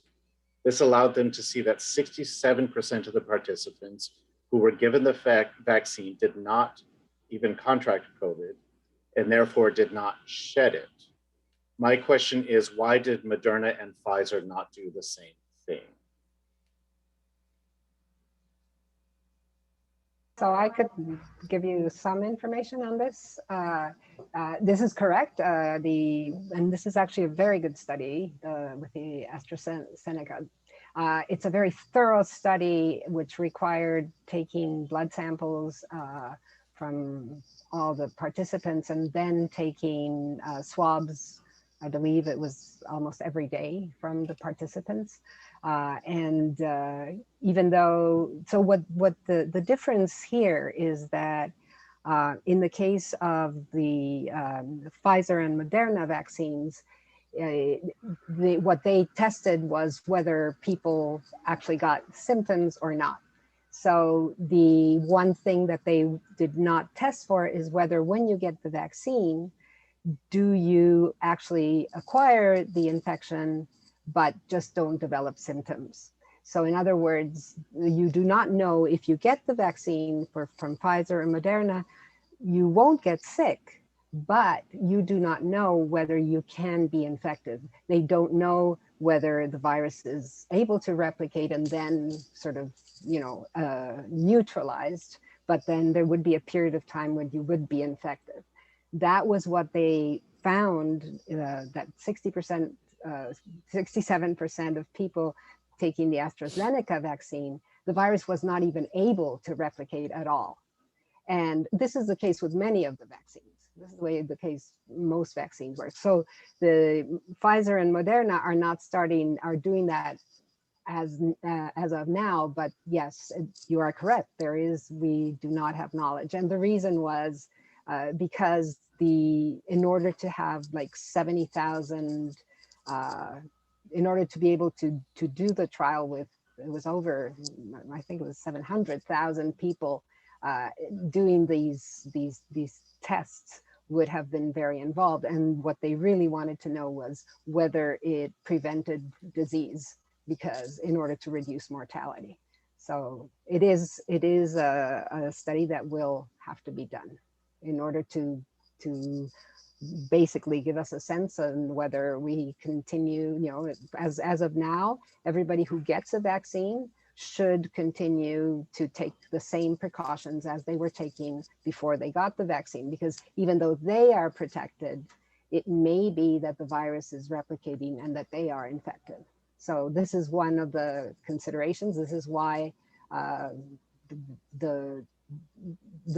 especially in the United States, where they're giving the Pfizer and the Moderna vaccine, those are the instructions that people who are given the vaccine are given. I don't know if that answers the question, but.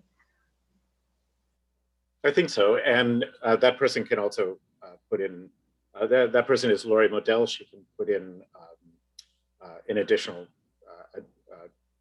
part of that question if she would like more information. Just one thing, I do have a list of all the vaccines and the number of the vaccines that have prevented this, particularly in children, diseases, what that Dr. Calderon was mentioning.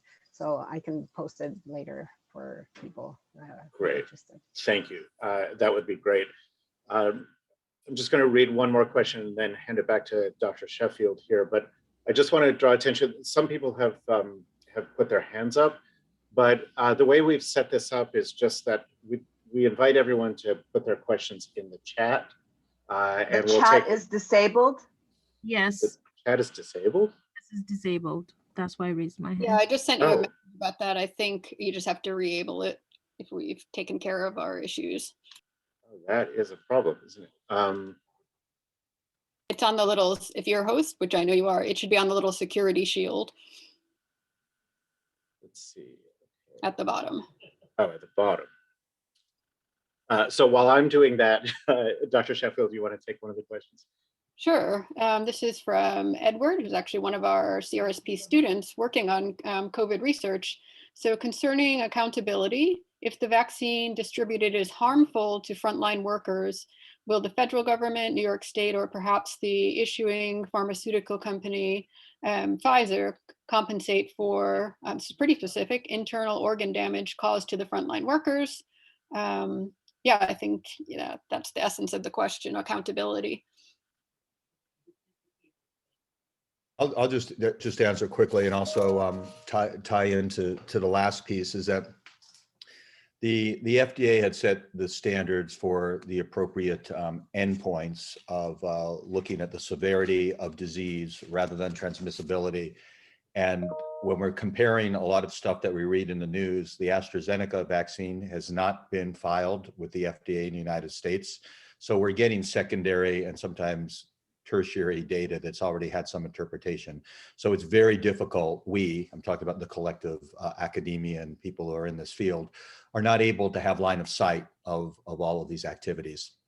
Emergency use authorization also does put some limitations on the way that the vaccine can be mandated or not mandated.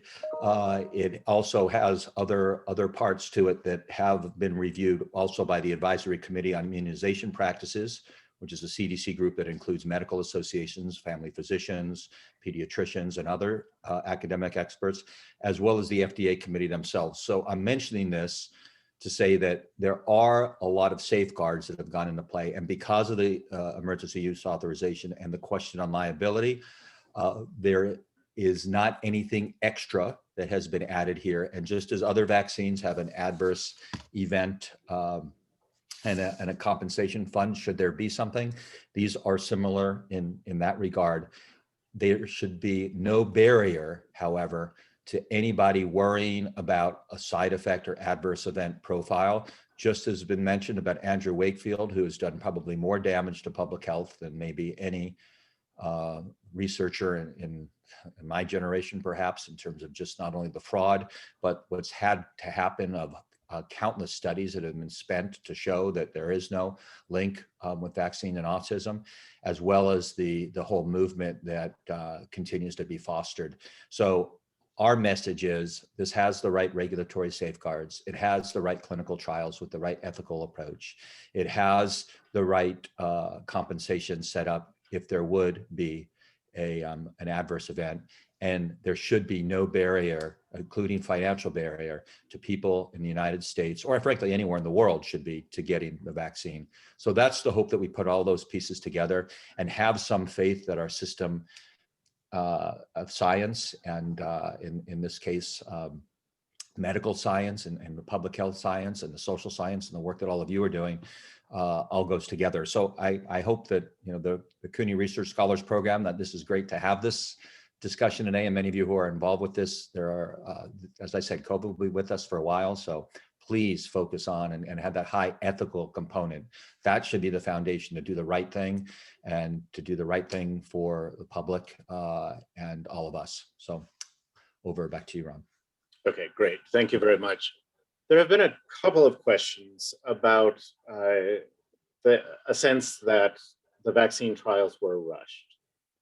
And one person posed a two-part question, which is, should we be worried about side effects? Does anyone want to take on that two-part question about whether or not the trials were rushed and whether the public should be worried about side effects? I could talk about that. So at this point, what option do we have? Do we wait 10, 12 years to do this? So that's one thing. However, the technology has advanced tremendously in the last few years. And so that's what has allowed us to do this. If you remember, I said that the old way, it takes all of these years because there's a different technology used to produce those types of vaccines. Here, we're talking about genetic engineering, which is a much more faster way of doing things. So it doesn't mean that producing the vaccine this way is going to cause more issues. No, the scientists, they have to follow protocol. They have to follow these different regulations in order to get to the point of the production of the vaccine. It's just that we're used to that. We're used to hearing, oh yeah, it takes these many years, but the whole difference with this is that we have better technology and we're able to bring these products, sooner to patients. Now, what was the other part of the question? Whether And so, as a result of being rushed, should the public be worried about side effects? Well, again, some of these things are overlapping, with some of the companies and the phases where they're in. The effects, the side effects, it's not just the vaccine. It has to do also with the patient. The patient not everybody reacts in the same way. And so you can have someone who has an anaphylactic reaction to getting the vaccine the first time, while I have, for example, a friend who is a healthcare provider, and she got both shots already. So in the first one, she didn't get any reaction. And when you get the vaccine, you are asked to stay there for 30 minutes, 15 minutes, 30 minutes to see if you have any reaction. Now, the second time, you're supposed to get, or people seem to have more reaction than with the first shot, with the first dose. But not everybody, again, gets the same reaction. My friend only had like a rush of heat for a few seconds, and then she went home and she was expecting to be sick the whole weekend. She said she only felt like she wanted to sleep the whole time. While there has been people that have, aches and headaches and nausea and stuff. So it's not just the vaccine, it's also whether you have any underlying conditions or anything like that. I don't know, maybe Dr. Fuentes may want to add something else. Can I interject something for a moment? I've gotten the first vaccine. I live in an area where ahead of you, and I'm a certain demographic where I get in line. Once you get it, they ask you to sign on for text messages every single day, questioning you on, do you have this symptom? Do you have that? How do you feel overall? And that went on for about a week. And we get our second shot this coming Tuesday. In advance of that, they remind us, are you still feeling okay? And that will resume. So they are really monitoring this using the modern cell phone and text messaging. Every day you were asked. And if I may add, if some about antibodies and people that actually have had the disease, which is, again, as I mentioned in my presentation, it may be the best way of getting your antibodies because you have this, your immune system, both parts of your immune system, they, you have a reaction and you get the memory cells and things like that. However, that doesn't mean that you will not be infected again because there are different strains there. And also there has been people that had the disease and after 10 months, they've been tested and they don't have the antibodies anymore. So this seems to be a virus similar to influenza where it will become endemic to, to the area in the world. And you may have to get it every year. So Lucia? Yeah, I think there's a little bit of controversy in that respect because even though people might lose their antibodies, they have memory cells. But I think the issue with suffering from the disease as opposed to getting the vaccine, when you see first of all, the mortality rate that is still occurring in the world.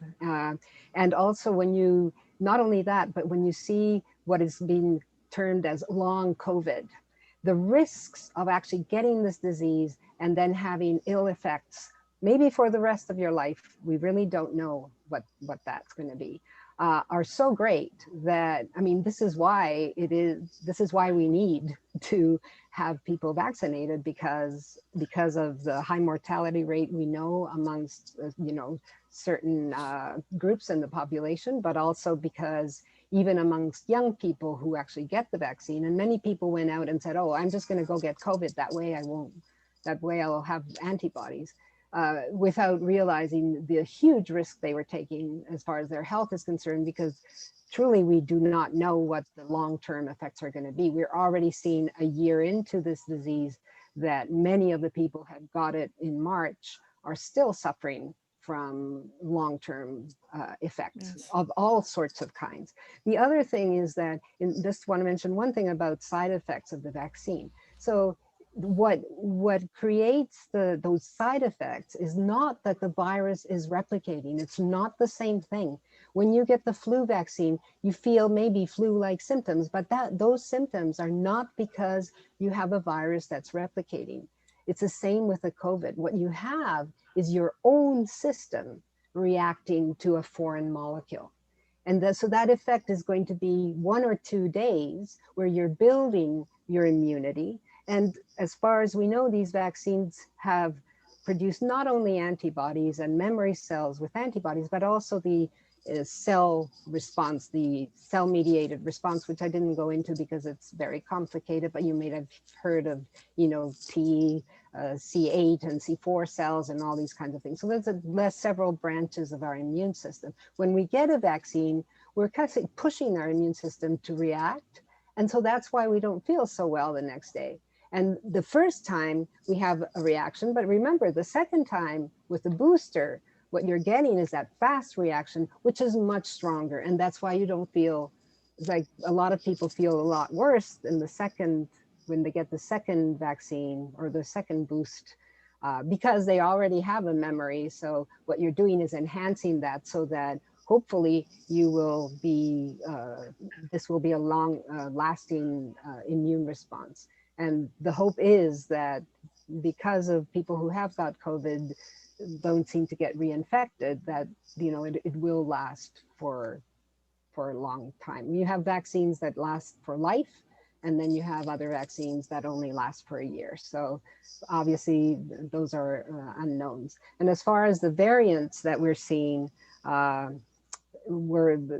the vaccine induces responses to different parts of the spike protein, then even though some of the variants have changes in that spike protein, the vaccine is probably, they're hoping the vaccine will work, even though if not as effectively.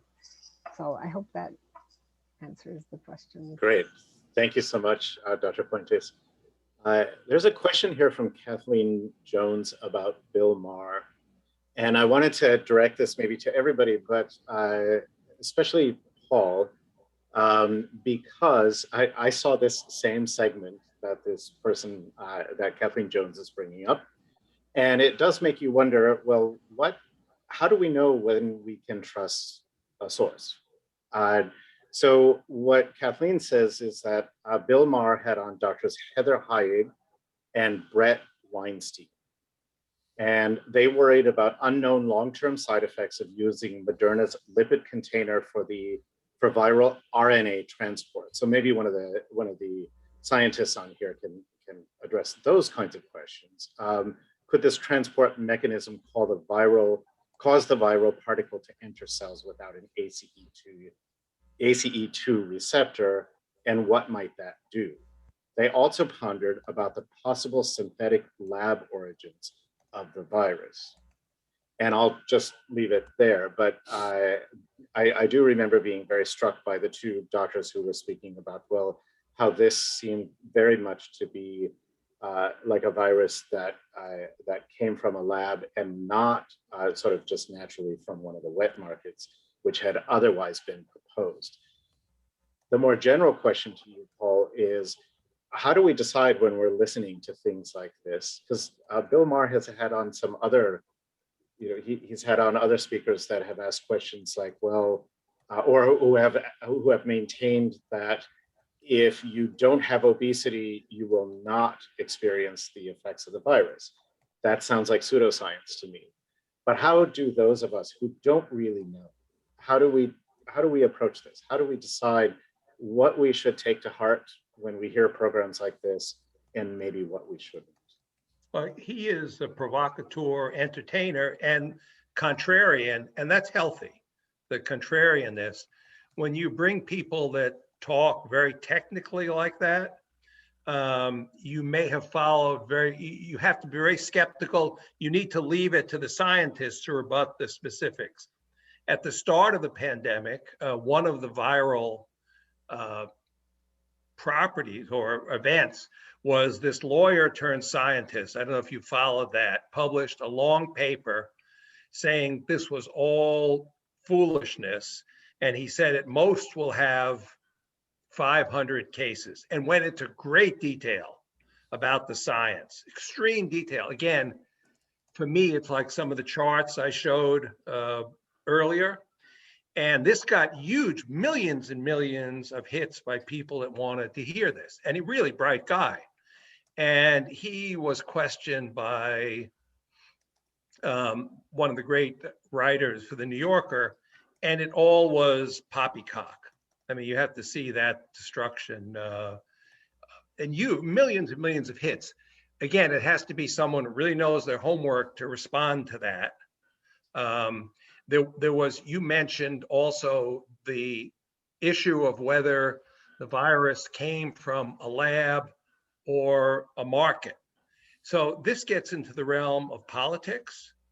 There were whole factions that wanted it to be a Chinese weapons lab that it was released from. So they had a huge interest in that being the conclusion. I think we as lay people, as I am, we have to rely on the scientists to speak to that. And whether it's pseudoscience or that's probably not nonsense, it would be pseudoscience. And so we have to rely on them. But again, there was a political motivation to promote that point of view, which was a minority point of view. It was not the scientific consensus, and still is not. Thank you very much. Dr. Sheffield, do you have another question? Yeah, this one, I'm going to keep the asker of the question anonymous, as was requested, but the specific question is, what is the advice about taking the vaccine for organ transplant, specifically kidney patients, so kidney transplant patients who take immunosuppressants daily? I don't know if any of the doctors can comment on that. Well, I was talking about how patients react in a different way to these vaccines. And one of the issues with some of the vaccines is that, for example, the first one that I mentioned, which is the live attenuated vaccine, which is pretty effective. The problem with these type of vaccines, or one of the adverse effects, is that for people that are immunocompromised, that has some kind of issue with their immune system, they may actually get sick. And the other problem with that type of vaccine is that, as you can see with COVID, these organisms, so don't call it organism because it's a virus, these microorganisms, they tend to mutate constantly. You already have how many variants of it. And so for some of these attenuated vaccines, sometimes the microbe reverts back to their pathogenic way or form. And so that's the problem with vaccinating someone who is immunocompromised or that is immunosuppressed because of a surgery or has had chemotherapy or anything like that. Again, it has to do not only with the vaccine, but with the state of health of the person. Okay. And if I may add, that's the whole principle of herd immunity. So it's to protect those who cannot, for health reasons or whatever reasons, cannot take the vaccine. So people who are immunocompromised are not good candidates for vaccines of any type because they will not respond. They will not have an immune response.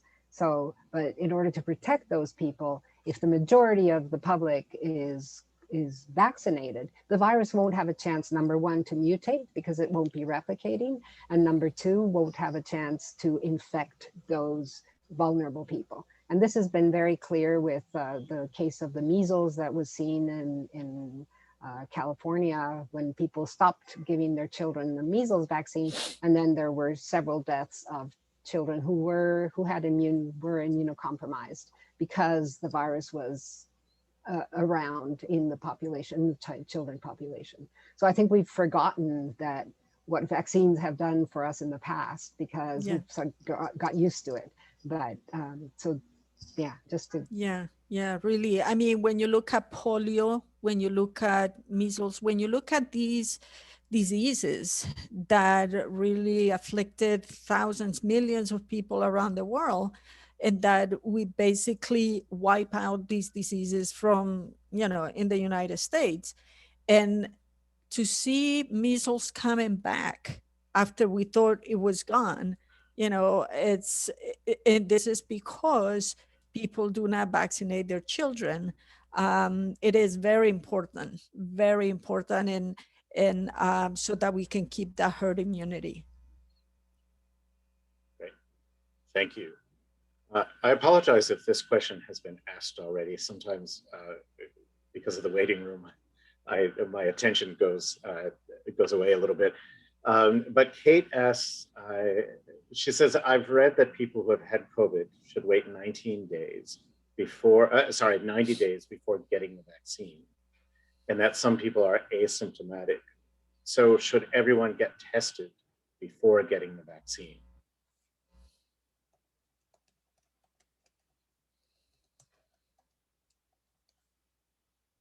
Does anyone have a response for that? So that's been a sort of a controversial point because people are not getting tested before getting the vaccine. They're just being vaccinated.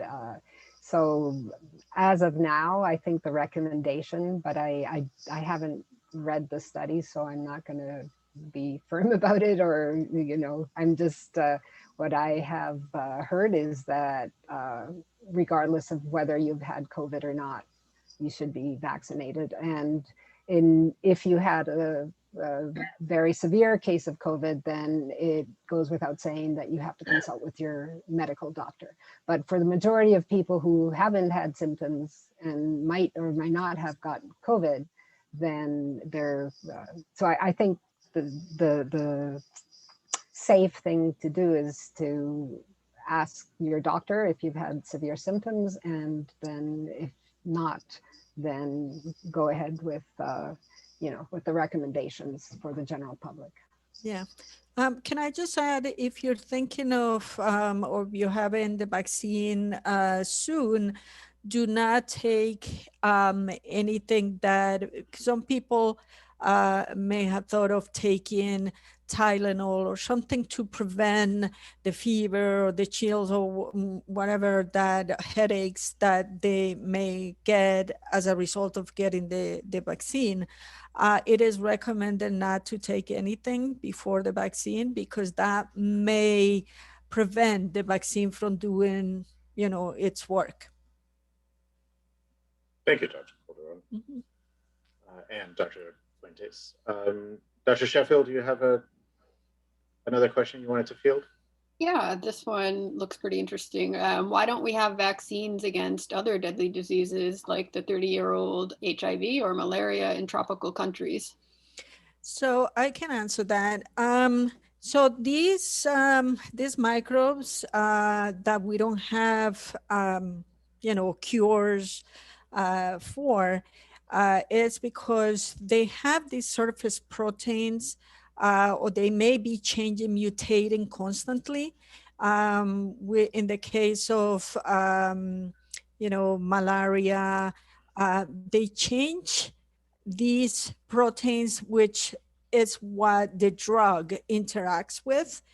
And when they change it and we come up with a new drug, once we treat the disease, then the drug doesn't recognize that protein anymore, okay, or that target anymore, because it has mutated already. And so, and this is something that we really don't have a solution for that, because this is evolution. And these things are constantly, we may be able to control the problem with antibiotics, using them without prescription or whatnot. But we can't control evolution, really. This is something that we're always going to have. It's a race between the microbes and us, and they're always a step ahead of us because they've been here millions and millions of years before us. Thank you. I don't know if, Ron, maybe one of the other panelists, I don't know if Cheri or would want to answer the part about the malaria, because I think there is also an ethical issue in that area in terms of why we don't have a vaccine against malaria. I tried to answer it on the chat, but Cheri, I don't know, maybe you want to say something about that? Thank you, Dr. Fuentes. I think that you answered it really well in your chat conversation. One of the reasons why there isn't a malaria vaccine isn't because there isn't a malaria vaccine. It's because it's not being produced on a large enough scale, because it's not considered profitable by the pharmaceutical industries. This comes back to the point that I was making about vaccination in the global South. How people in the global South, whether it was the HIV vaccine, whether it's malaria, whether it's now COVID-19, are underfunded, right? Are under prioritized for this kind of treatment because they're not considered to be profitable. And it is to the detriment of the global community, in addition to those communities directly.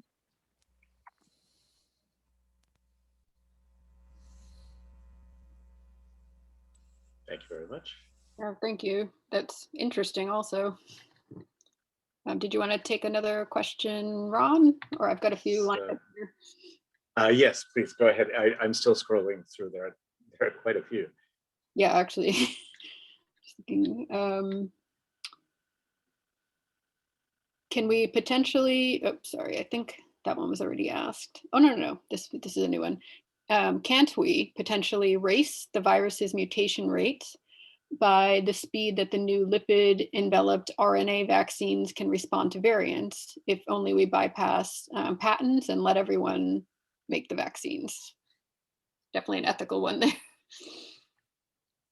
I can respond to that one a little bit. I think that our scientists could probably speak to it some more. But when it comes to bypassing patents, I think that while there is really strong support in the ethical community for bypassing patents, countries that do bypass patents have faced really significant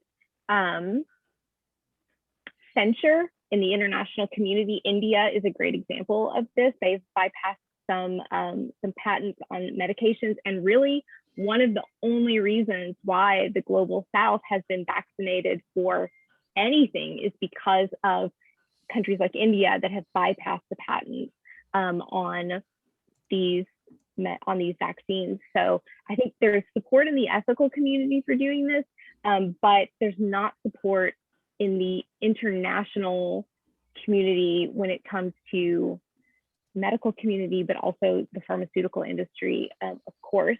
So there's been some suggestions to try to change the way that the pharmaceutical industry is being incentivized. So to be incentivized by how effective and how broad their vaccine can be implemented, instead of who can buy it.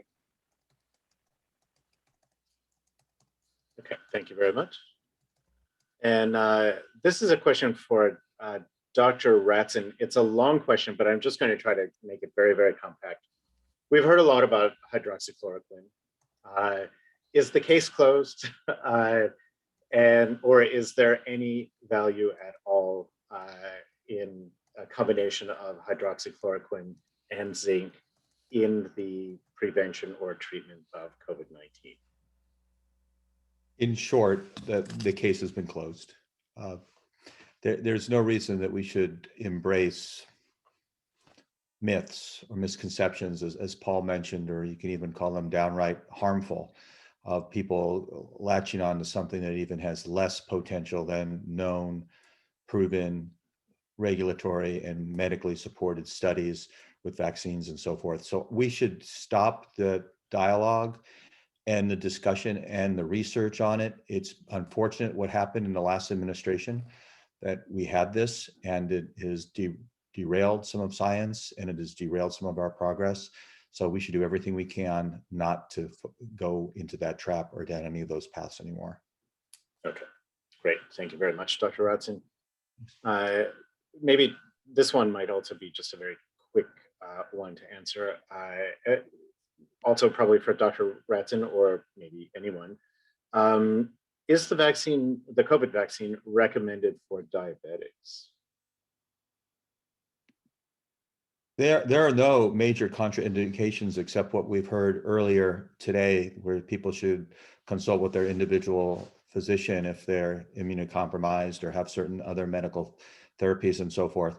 In fact, those who are diabetic or have other diabetic risk factors, such as obesity or other aspects that link to it, are higher up on the scale, if I can say it like that. I don't want to use the word hierarchy even, but they're higher on the list to get the vaccine.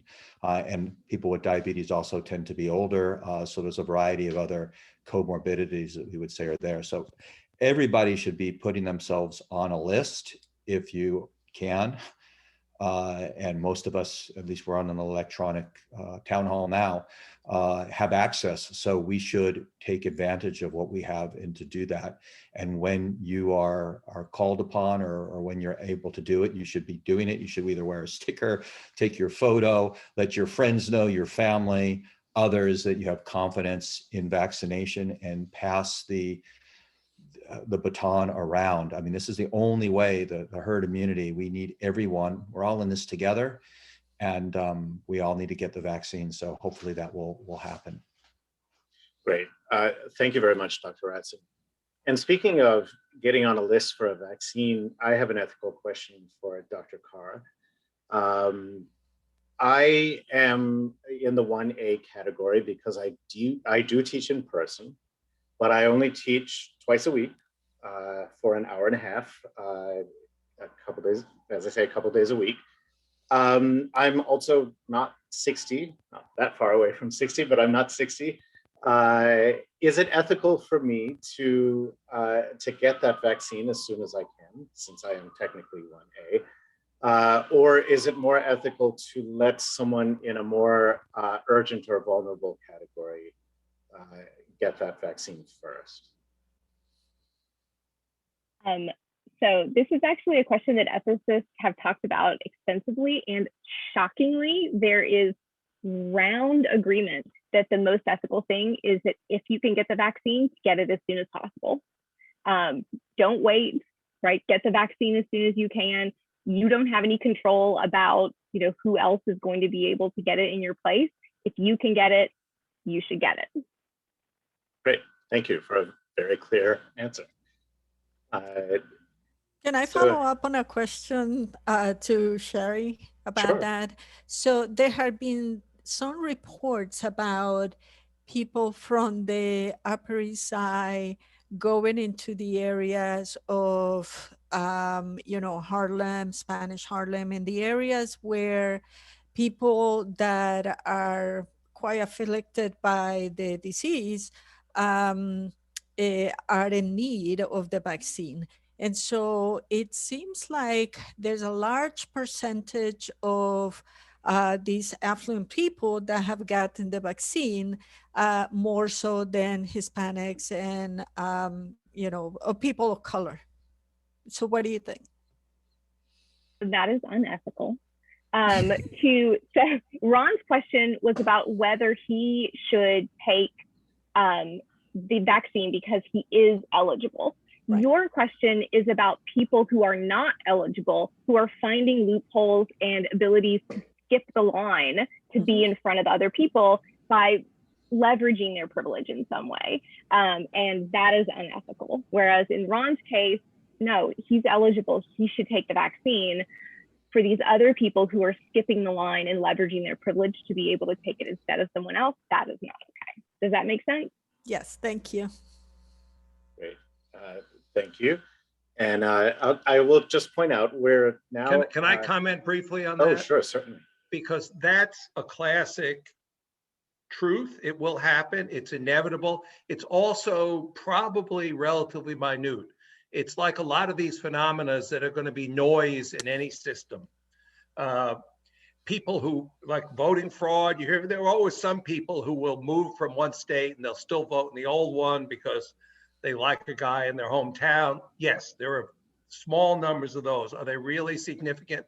What you described as offensive and wrong, it's going to happen. It's kind of noise in the system. I view it that way, as opposed to, and you can go back, people who demonize welfare based on a couple of anecdotes about someone driving a Cadillac or wearing a fur coat, very famous stories. And that then becomes a kind of unfair representation. Are there some people on welfare that, yes, but it's just not the big picture. That's my perspective on that sort of phenomena. I don't approve of it, no. Great, thank you very much. So I'm just going to point out that it's slightly after 2 o'clock now. We've been together for 2 hours. We might want to think about doing a last couple of questions and then wrapping up. We will have another of these COVID town halls, so this is not the end. But I'm going to pose one question and then maybe Dr. Sheffield can field another. This question, I think, is a follow-up to something that Dr. Calderon mentioned earlier. And when you were saying that maybe you shouldn't take fever suppressants before getting the vaccine. But this person says, well, how about other daily medications like medication for high blood pressure. Yeah. Yeah, no, your medications for your daily medications for blood pressure, cholesterol, whatever others are okay to take. The problem is taking something that is a painkiller, for example, because before you get the symptoms, because you're kind of fooling your own system. So it is recommended not to take any of that stuff, before you go for your vaccine. And this comes from my friend who is an anesthesiologist. Great, thank you very, very much. Just, I think that the logic behind that is that these are basically immunosuppressants to some extent. So they suppress inflammation, which is what causes pain, but you don't want to suppress your immune system. So that's why. Great. And Dr. Sheffield, have you got a last question or two? Yeah, one is, and I'm sure everybody's curious to the answer of this, in the panelist opinion, when do you think New York will open up safely? Good question. Well, I hope it's by July because that's when my wedding is.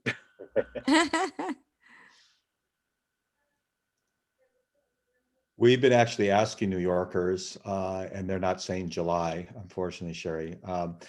I am hoping if we get all hands on deck and we put in business community, other large employers, and we say we're going to work to get everybody vaccinated by the end of September, that will get us to about 70%, and then it'll be hard to see if we can get to the end of the year. And if we just work hard to build back, to get schools, universities, everything reopened in September, sports seasons, other ways that people will feel that they're getting back, that's what I think we need to aim for. But we need to start to get that mentality, and that means we need all sectors engaged, not just all of us here, but really our whole networks. Great, thank you for that Ron. answer. It might not be the answer we all wanted to hear, but it sounds like an accurate answer. I'm sorry, did somebody? Yes, Ron, I'm so sorry. I'm on the move and I cannot type. But I just wanted to ask in terms of the medication that the doctors were talking about. Do the vaccine centers, are they asking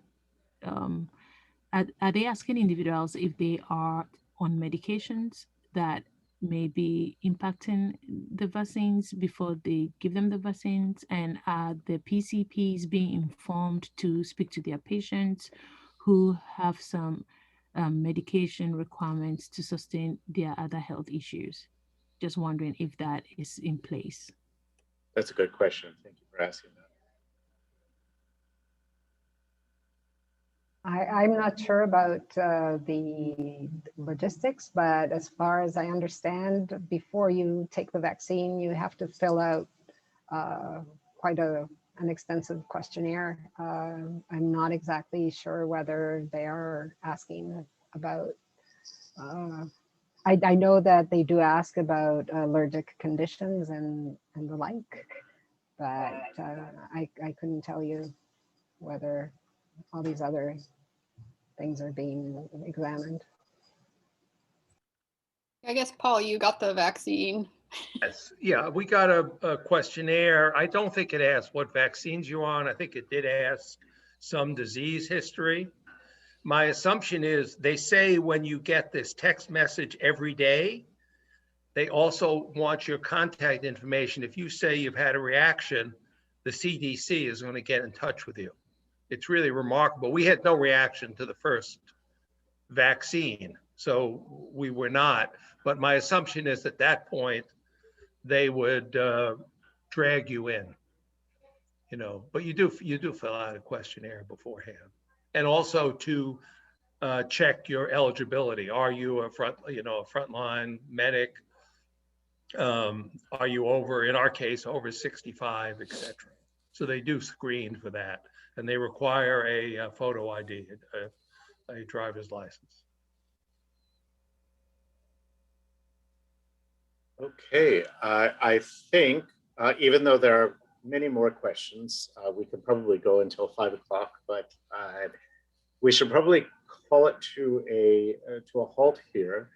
I want to thank you very, very much for all the panelists. This has just been really exceptional, a great service to the CUNY and New York communities. And you're also getting lots of comments to the same effect. Lots of people very thankful for all of the information that you've provided and for your willingness to dialogue like this. And maybe the other members of the committee, Dr. Sheffield or Dr. Fuentes, would you like to say anything in closing? No, I would just echo thanking, all of the presenters. This covered a wide range of topics, and the questions reflected that. It was just immensely informative. So thank you to all of the presenters and the participants for asking such great questions.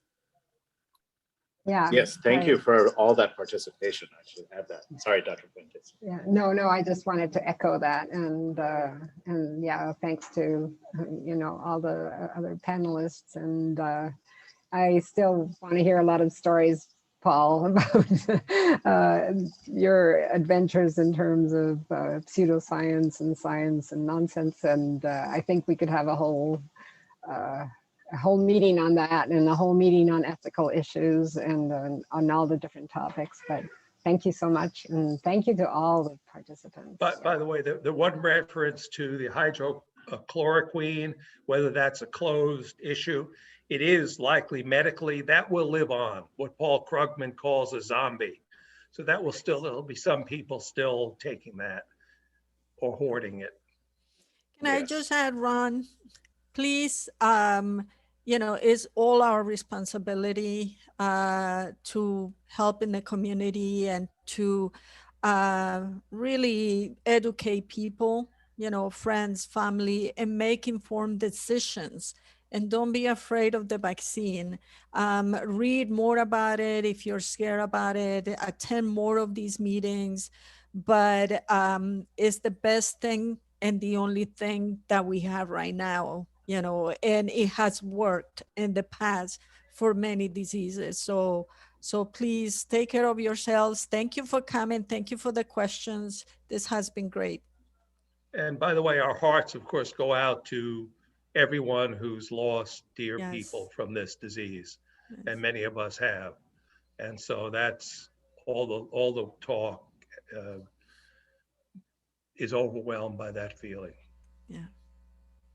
Not sure if the participants are allowed to say anything, but I just wanted to thank all of you. I got so much, it was so informative, and I especially want to thank Dr. Cheri Carr, because I consider her a mentor. She was actually my professor, and everything that I learned from her guides my own research. I'm a sociologist, and everything that I learned from her, it guides my research and just my behavior in general, just to always think ethically. So thank you to all of you, but especially to Dr. Carr. Thank you. Thank you and so much. We will be putting the recording up on the CRSP webpage sometime early to middle of next week. And then we'll make an announcement soon for the next COVID-19 town hall. It looks as if we could have probably many, many of these, because there are just so many things to talk about. Be well, everyone. Enjoy your weekend, and until we meet again, thank you. Thank you. Thank you. Bye. Thank you. Thank you, everyone. Thank you so much.